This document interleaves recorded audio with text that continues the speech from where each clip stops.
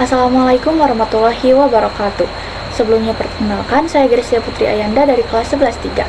Di sini saya akan menjelaskan tentang pemberontakan orang-orang Cina terhadap VOC, atau lebih tepatnya orang-orang Tionghoa.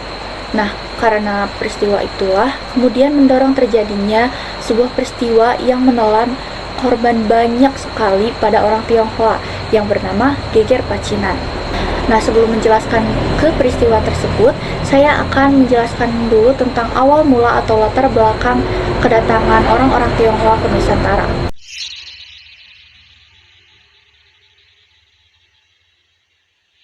Nah, kedatangan orang Tionghoa ke Nusantara memiliki dua versi. Yang pertama adalah versi penemuan artefak atau penemuan benda bersejarah, dan yang kedua adalah versi menurut sumber sejarah tertulis. Nah, jadi menurut penemuan artefak, orang-orang Tionghoa pertama kali datang ke Nusantara sebelum 300 Masehi. Sedangkan menurut sejarah tertulis, orang-orang Tionghoa pertama kali datang ke Nusantara sekitar abad ke-5, di mana seorang biksu asal Cina bernama Fahin mengunjungi Nusantara setelah melakukan perjalanan dari India. Setelah kunjungan Fahin, pada abad ke-7, orang-orang Tionghoa pun berdatangan ke Nusantara untuk berdagang sekaligus melakukan hubungan diplomatik dengan kerajaan-kerajaan yang ada di Nusantara. Nah, pada abad ke-13, Kubilai Khan membawa 30.000 pasukan untuk menyerang kerajaan Singasari dan menginvasi Pulau Jawa. Lalu pada abad ke-14, sekitar 27.000 penjelajah dari Tionghoa di bawah pimpinan Laksamana Cheng Ho mendarat di Nusantara untuk berdagang dan menyebarkan agama Islam. Nah, setelah kedatangan Laksamana Cheng Ho inilah, orang-orang Tionghoa pun semakin banyak berdatangan ke Nusantara. Di sisi lain, orang-orang pribumi yang melihat kedatangan orang Tionghoa menyambut mereka dengan sangat ramah. Nah, karena hubungan baik inilah, tak sedikit orang Tionghoa yang akhirnya menikah dengan orang-orang pribumi dan mendorong terjadinya asimilasi atau percampuran budaya yang membuat kemajuan di berbagai bidang. Salah satunya adalah bidang perekonomian, karena rata-rata orang Tionghoa ini berprofesi sebagai pedagang.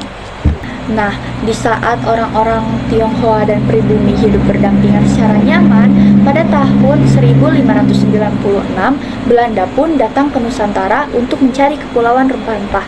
Setelah menyadari bahwa Nusantara adalah negara yang kaya akan rempah-rempah, pada tahun 1602, VOC pun datang dan mengeruk rempah-rempah yang ada di Nusantara, lalu menjualnya ke Eropa dan mendapatkan keuntungan yang berkali-kali lipat. Tapi VOC belum puas dengan semua keuntungan itu. Gubernur Belanda pada saat itu yang bernama Adrian Palmyr merasa terancam dengan keberadaan orang Tionghoa, apalagi dalam perdagangan, karena orang-orang Tionghoa berprofesi sebagai pedagang dan tidak sedikit dari mereka yang mendirikan pabrik-pabrik besar, di mana pabrik tersebut kebanyakan adalah pabrik gula, which is adalah komoditas yang diincar oleh VOC. Nah, karena perasaan takut tersaingi itulah, Adrian kemudian membuat sederet peraturan kejam kepada orang-orang Tionghoa.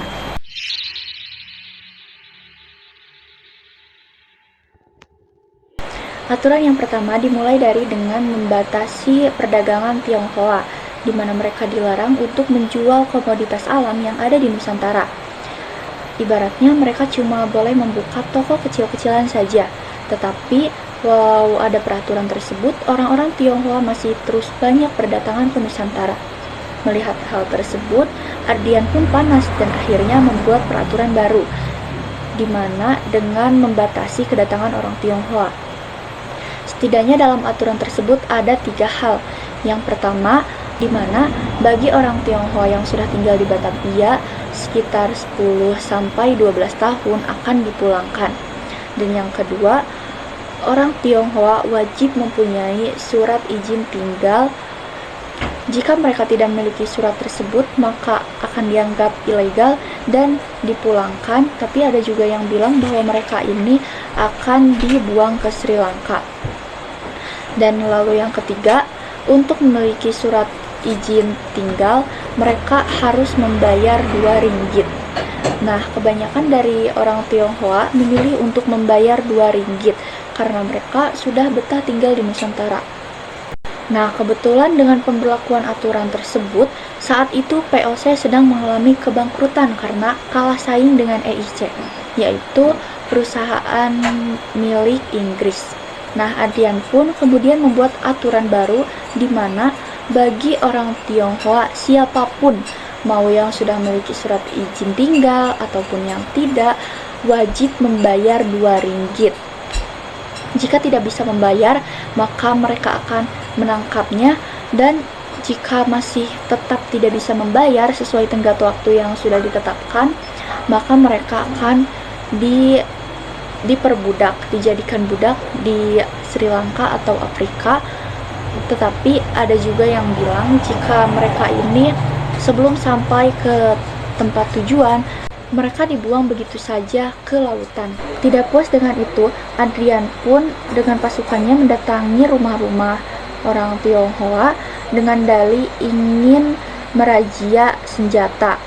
Tetapi alih-alih merazia senjata, mereka justru menjarah harta benda milik orang Tionghoa. Tak tahan dengan pelakuan kejam POC, akhirnya orang Tionghoa pun melakukan pemberontakan. Pada September 1740, Oi Pangko atau Kapitan Sepanjang mengumpulkan sekitar 1.000 pasukan untuk mendiskusikan pemberontakan. Nah, Adrian yang melihat orang-orang Tionghoa berkumpul pun merasa curiga dan meminta atasannya Gustav untuk mengumpulkan pasukan jika orang Tionghoa menyerang. Nah, betul saja, tidak lama dari itu, orang-orang Tionghoa pun menyerang pos-pos yang ada di Batavia, dan mereka berhasil menewaskan 50 orang Belanda yang sedang berjaga di pos, tepatnya di pos Tanah Abang dan di pos Jatinegara. Nah, Adrian yang mendengar kabar tersebut semakin panas dan akhirnya mengirim lagi 1.800 pasukan untuk melawan balik orang-orang Tionghoa. Dan dalam pertempuran ini bukan hanya orang-orang Tionghoa yang ada di Batavia saja, tetapi yang di luar Batavia pun ikut berperang dalam perang ini. Dan ya karena kalah jumlah, akhirnya orang-orang Tionghoa pun kalah telak. Tetapi Adrian masih belum merasa puas dengan semua itu. Ia kemudian memerintahkan pasukannya untuk menyapu habis orang-orang Tionghoa yang ada di Batavia. Dan peristiwa inilah yang kemudian dikenal sebagai Geger Pacinan.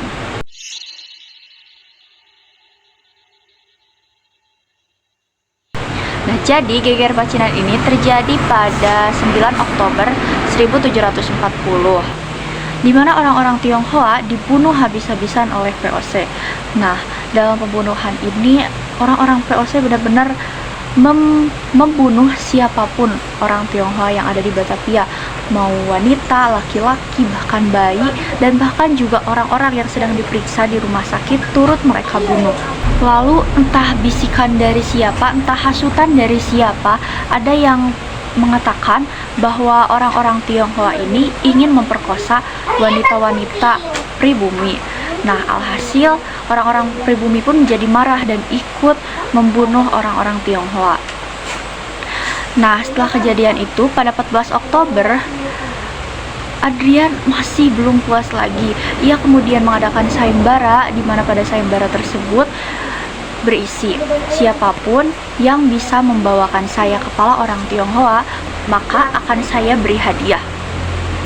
Mendengar hal tersebut, orang Belanda, pribumi, dan bahkan pelaut ikut memburu orang-orang Tionghoa. Karena yang diburu hanya bagian kepalanya saja, jadi bagian yang lain mereka buang ke Sungai Panjang. Nah, Sungai Panjang itu sekarang dikenal sebagai Sungai Angke. Kata Angke ini artinya adalah merah. Nah, karena inilah sungai tersebut dinamakan Sungai Angke, karena katanya waktu jasad-jasad orang Tionghoa dibuang ke sungai tersebut airnya warna merah karena darah-darah dari orang Tionghoa. Nah, karena peristiwa Geger Pacinan menewaskan 10.000 orang Tionghoa. Setelah puas, pada 22 Oktober 1740, Adrian pun mencabut sayembaranya, dan untuk orang-orang Tionghoa yang masih selamat, lalu Adrian menyuruh mereka untuk mengungsi ke sebuah perkampungan khusus agar mudah dipantau. Perkampungan tersebut sekarang lebih dikenal dengan Glodok. Di sanalah para orang Tionghoa mengungsi. Tetapi karena mereka risih, karena terus diawasi, tak sedikit dari mereka yang melarikan diri ke Jawa Tengah dan ke Jawa Timur. Nah, untuk orang-orang Tionghoa yang melarikan diri ke Jawa Tengah, mereka mendapatkan sambutan baik dari pimpinan Lasem, yaitu Raden Tumenggung Widyaningrat, atau memiliki nama Chinese juga, yaitu Oi Ingkiat, yang ternyata keturunan Tionghoa. Jadi, pada tahun 1741, orang-orang Tionghoa yang ingin membalaskan dendam kepada POC kemudian ditawari bantuan oleh Raden Tumenggung. Akhirnya mereka bekerja sama untuk melawan POC, dan kerjasama inilah yang lebih dikenal sebagai Perang Kuning. Tetapi nasib baik tidak didapatkan oleh orang-orang Tionghoa yang lari ke Jawa Timur, karena di sana mereka tidak disambut baik oleh pimpinan di sana yang bernama Cakradiningrat keempat. Karena katanya Cakradiningrat keempat ini lebih memihak kepada POC. Alhasil, saat mereka melakukan pemberontakan di daerah-daerah Jawa Timur, mereka langsung diburu dan dihabisi oleh pasukan Cakradiningrat. Jadi, perang mereka ini tidak berlangsung lama, berawal dari 1741 dan berakhir juga pada tahun tersebut. Nah, sedangkan pada perlawanan yang di Jawa Tengah berlangsung selama 9 tahun dan baru berakhir setelah Belanda berhasil menewaskan 3 tokoh penting dalam Perang Kuning ini. Salah satunya adalah Raden Tumenggung. Setelah itu, Raden Tumenggung pun ditetapkan dari 4 pahlawan sebagai salah satu pahlawan Tionghoa yang melawan POC. Nah, lalu pada tahun 1744, Adrian kemudian dinyatakan bersalah dan dihukum mati. Tetapi belum sempat dihukum mati, ia sudah mati duluan dikarenakan penyakit. Itu saja yang dapat saya sampaikan. Terima kasih. Wassalamualaikum warahmatullahi wabarakatuh.